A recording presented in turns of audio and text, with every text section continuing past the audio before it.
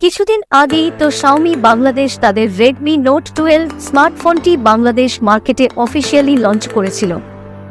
এখন তারা তাদের আরও একটি নতুন স্মার্টফোন রেডমি 12C স্মার্টফোনটি অফিসিয়ালি বাংলাদেশ মার্কেটে লঞ্চ করে দিয়েছে।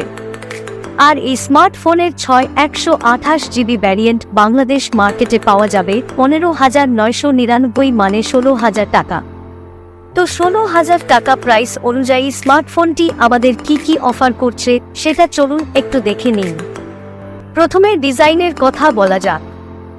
যেহেতু এই স্মার্টফোনটি একটি বাজেটের স্মার্টফোন, তো স্মার্টফোনটির ডিজাইনও কিন্তু বাজেট স্মার্টফোনের মতনই। স্মার্টফোনের ডিজাইন আমার কাছে অনেকটাই প্রিভিয়াস ভার্সন মানে রেডমি 10C এর মতনই লেগেছে। তাছাড়া বর্তমান সময়ে অন্যান্য স্মার্টফোন মেকাররা যেমন বাজেট সেগমেন্টেও গুড লুকিং এর স্মার্টফোন লঞ্চ করছে, রেডমি কিন্তু কিছুটা ভিন্ন পথেই হেঁটেছে তাদের রেডমি 12C স্মার্টফোনটিকে নিয়ে। তো 16,000 টাকায় রেডমি তাদের স্মার্টফোনটিতে আমাদের কি অফার করছে।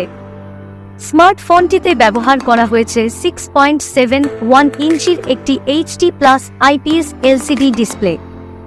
এখন অনেকেই ভাবতে পারেন এখানে HD+ IPS LCD ডিসপ্লে দিয়েছে মানে এখানে কিন্তু 90 হার্জের রিফ্রেশ রেট থাকার সম্ভাবনা বেশি। কিন্তু না, এখানে কোনো হাইয়ার রিফ্রেশ রেটের সাপোর্ট রেডমি অফার করছে না। এখানে রেগুলার 60 হার্জের ডিসপ্লে তারা ব্যবহার করেছে, কিন্তু তারপরেও তারা এখানে আমাদের ফুল HD ডিসপ্লের বদলে HD+ ডিসপ্লে অফার করছে। যদিও বর্তমান সময় কিন্তু বেশ কিছু স্মার্টফোন আমাদের এই বাজেট সেগমেন্টে ফুল HD+ ডিসপ্লে অফার করছে বাংলাদেশের অফিসিয়াল মার্কেটে। অন্যদিকে যদি পারফরম্যান্স সেগমেন্টের কথা বলা হয় তাহলে রেডমি 12C স্মার্টফোনটিতে ব্যবহার করা হয়েছে মিডিয়াটেকের হিলিও G85 প্রসেসরটি। 12 ন্যানোমিটার ফেব্রিকেশনের উপর তৈরি করা এই প্রসেসরটি সর্বোচ্চ ক্লক স্পিড 2.0 গিগাহার্জ পর্যন্ত। আর আমরা কম বেশি সবাই জানি মিডিয়াটেক হিলিও G85 এই প্রসেসরটি কতটা পাওয়ার ডেলিভার করতে পারে, কারণ ইতিমধ্যেই কিন্তু আমরা বেশ কিছু বাজেট স্মার্টফোনে এই প্রসেসরটি ব্যবহার হতে দেখেছি।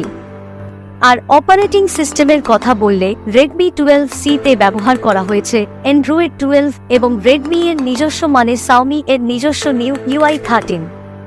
তো পারফরম্যান্স সেগমেন্টের কথা বললে 16,000 টাকার প্রাইস অনুযায়ী এখানে যে প্রসেসরটি ব্যবহার করা হয়েছে আমার মতে সেটা এনাফ। এই প্রসেসরটি কিন্তু 16,000 টাকার প্রাইস অনুযায়ী যথেষ্ট পাওয়ারফুল একটি প্রসেসর। বর্তমান সময় যদি আপনি অফিসিয়াল মার্কেট অনুযায়ী কম্পেয়ার করেন তাহলে। অন্যদিকে ক্যামেরার সেগমেন্টের কথা বললে স্মার্টফোনের ব্যাক সাইডে আপনি পেয়ে যাবেন ডুয়েল ক্যামেরা, যার মেন সেন্সর 50 মেগাপিক্সেলের যা অ্যাপারচার f1.8 এবং একটি রয়েছে ডেপথ সেন্সর। এছাড়াও ফোনটিতে একটি 5 মেগাপিক্সেলের সেলফি ক্যামেরা ব্যবহার করেছে তারা। আর এই স্মার্টফোনটিতে সর্বোচ্চ ফুল HD 30 FPS পর্যন্ত ভিডিও শুট করা যাবে। তো ক্যামেরার সেগমেন্টে স্মার্টফোনটির প্রাইস অনুযায়ী একদম বেসিক ক্যামেরা সাপোর্ট অফার করছে। অন্য সকল বাজেট স্মার্টফোন যেমনটা অফার করে থাকে রেডমি 12C ও কিন্তু আমাদের তেমনটাই অফার করছে। অন্যদিকে ব্যাটারি সেগমেন্টের দিকে যদি আপনি তাকান তাহলে দেখতে পারবেন এখানে ব্যবহার করা হয়েছে 5000 mAh এর একটি ব্যাটারি, যেটা 10 ওয়াটের স্ট্যান্ডার্ড চার্জারের সাথে আসে। যদিও এই প্রাইস সেগমেন্টে কিন্তু বর্তমানের সময় অধিকাংশ কোম্পানি মিনিমাম আমাদের 18 ওয়াটের ফাস্ট চার্জিং সাপোর্ট অফার করে থাকে, সেখানে রেডমি 12C তে আমরা পাচ্ছি 10 ওয়াটের একটি স্ট্যান্ডার্ড চার্জার, যেটা আমার কাছে মনে হয় প্রাইস অনুযায়ী স্মার্টফোনটি কিছুটা ডাউনগ্রেড। এছাড়াও এই স্মার্টফোনটিতে আপনি পেয়ে যাবেন back fingerprint sensor, eMMC 5.1 storage এবং মাইক্রো USB।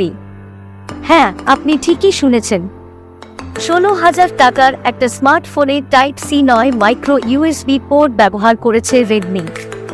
যদিও বর্তমান সময়ে কিন্তু এই প্রাইস সেগমেন্টে আমরা টাইপ C পোর্টও পাচ্ছি অন্যান্য কোম্পানির থেকে এবং সাইড মাউন্টেড ফিঙ্গারপ্রিন্ট সেন্সরও পাচ্ছি।